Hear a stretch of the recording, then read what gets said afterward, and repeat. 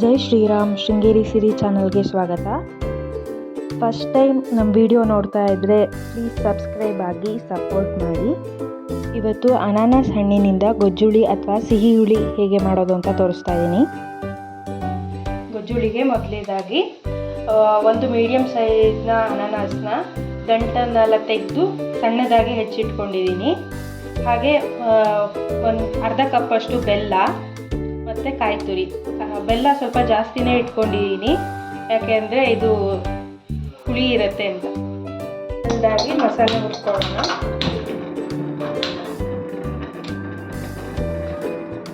ಎರಡು ಸ್ಪೂನ್ ಎಣ್ಣೆ,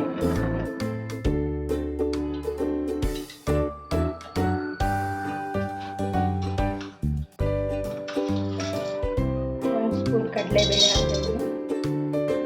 ಅದು ಸ್ವಲ್ಪ ಕೆಂಪಾಗಲಿ.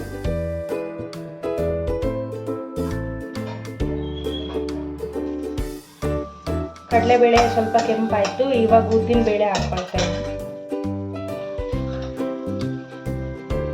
ಒಂದು ಸ್ಪೂನಷ್ಟು ಉದ್ದಿನ.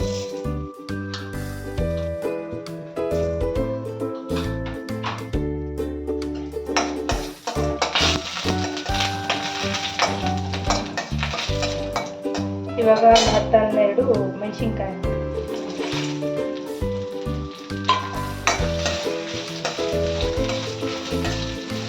ಅನಾನಸ್ಸು ಸ್ವಲ್ಪ ಹುಳಿ ಇರೋದ್ರಿಂದ ಸ್ವಲ್ಪ ಖಾರ ಇರಲಿ ಅಂತ ಹುಳಿ ಮೆಣಸಿನ್ಕಾಯಿ ಜಾಸ್ತಿ ಹಾಕ್ಕೊಳ್ತಾ ಇದ್ದೀನಿ.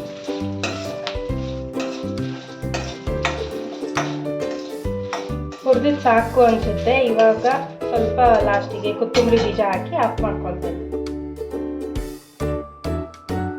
ಅರ್ಧ ಸ್ಪೂನಷ್ಟು ಕೊತ್ತಂಬರಿ.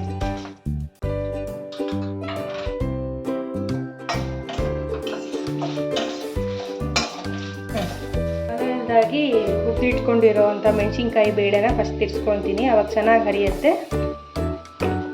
ತಿರ್ಸಿರೋ ಮಸಾಲೆಗೆ ಇವಾಗ ಕಾಯಿ ತುರಿ ಹಾಕ್ಕೊಳ್ತಾ ಇದ್ದೀನಿ. ಇವಾಗ ಸ್ವಲ್ಪ ಬೇಕಾದ್ರೆ ನೀರು ಹಾಕ್ಕೋಬೋದು. ಒಗ್ಗರಣೆ ಹಾಕ್ಕೊಳ್ತಾ ಇದ್ದೀನಿ.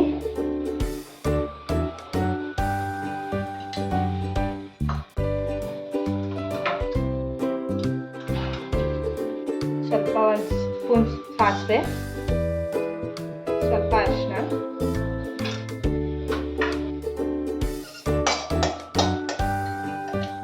ಈಗ ಹಣ್ಣನ್ನು ಹಾಕ್ಕೊಂಡು ಹುರ್ಕೊಳ್ತಾ ಇದ್ದೀನಿ.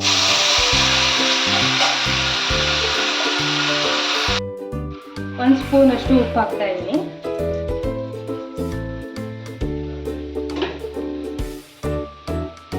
ಹಾಗೆ ಬೆಲ್ಲ ಹಾಕ್ಕೊಳ್ತಾ ಇದ್ದೀನಿ.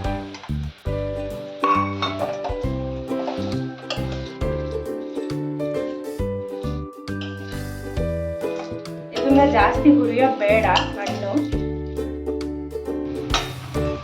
ಈಗ ಸ್ವಲ್ಪ ನೀರು ಹಾಕಿ ಮುಚ್ಚಿಟ್ಕೊಳ್ತಾ ಇದ್ದೀನಿ.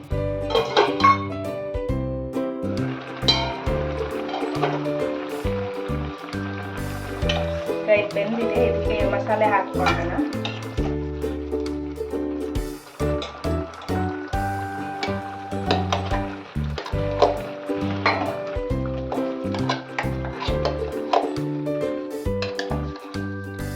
ಗೊಜ್ಜುಳಿನ ಚೆನ್ನಾಗಿ ಕೊದಿಸಿ ಇಟ್ಕೊಂಡ್ರೆ 2-3 ದಿನ ಇಟ್ಕೋಬೋದು. ಇದು ಊಟದ ಜೊತೆಗೆ ಮಾತ್ರ ಅಲ್ಲದೆ ಬೆಳಿಗ್ಗೆ ಇಡ್ಲಿ ದೋಸೆ ಜೊತೆಗೂ ಆಗುತ್ತೆ, ಚೆನ್ನಾಗಿರುತ್ತೆ. ಹಾಗೆ ಇಡ್ಲಿ ತಿನ್ನುವಾಗ ಎದೆ ಉರಿ ಬರಲ್ಲ, ಯಾಕೆಂದರೆ ಇದು ಜಾಸ್ತಿ ಬೆಲ್ಲ ಹಾಕಿ ಮಾಡೋದ್ರಿಂದ ಎದೆ ಉರಿ ಬರೋಲ್ಲ. ಅನಾನಸ್ ಹಣ್ಣಲ್ಲದೆ ದ್ರಾಕ್ಷಿ ಹಣ್ಣು ಮತ್ತು ದೊಣ್ಣಮೆಣಸಿನ್ಕಾಯಿ, ಬೆಂಡೆಕಾಯಿ ಇವುಗಳಲ್ಲೂ ಮಾಡ್ಕೋಬೋದು. ಈರುಳ್ಳಿ ಸೊಪ್ಪು ಹಾಕಿ ಮಾಡಿದ್ರೂ ಚೆನ್ನಾಗಿರುತ್ತೆ. ಆದರೆ ಅನಾನಸ್ ಹಣ್ಣು ಮತ್ತು ದ್ರಾಕ್ಷಿ ಹಣ್ಣಿಗೆ ಹುಳಿ ಇರೋದ್ರಿಂದ ಅದಕ್ಕೆ ಹುಣಸೆ ಹಣ್ಣು ಹಾಕೋಲ್ಲ. ಬೇರೆ ತರಕಾರಿಯಲ್ಲಿ ಗೊಜ್ಜುಳಿ ಮಾಡಿದ್ರೆ ಅದಕ್ಕೆ ಲಾಸ್ಟಿಗೆ ಹುಣಸೆ ಹಣ್ಣು ಹಾಕಿ ಚೆನ್ನಾಗಿ ಕೊದಿಸ್ಕೋಬೇಕಾಗತ್ತೆ. ಅನಾನಸ್ ಗೊಜ್ಜುಳಿ ರೆಡಿಯಾಗಿದೆ. ನೀವು ಒಮ್ಮೆ ಟ್ರೈ ಮಾಡಿ ಕಮೆಂಟ್ ಮಾಡಿ. ಹಾಗೆ ನಮ್ಮ ಚಾನಲ್ಗೆ ಸಬ್ಸ್ಕ್ರೈಬ್ ಆಗೋದನ್ನು ಮರಿಬೇಡಿ. ವಿಡಿಯೋ ನೋಡಿದ್ದಕ್ಕೆ ಧನ್ಯವಾದಗಳು.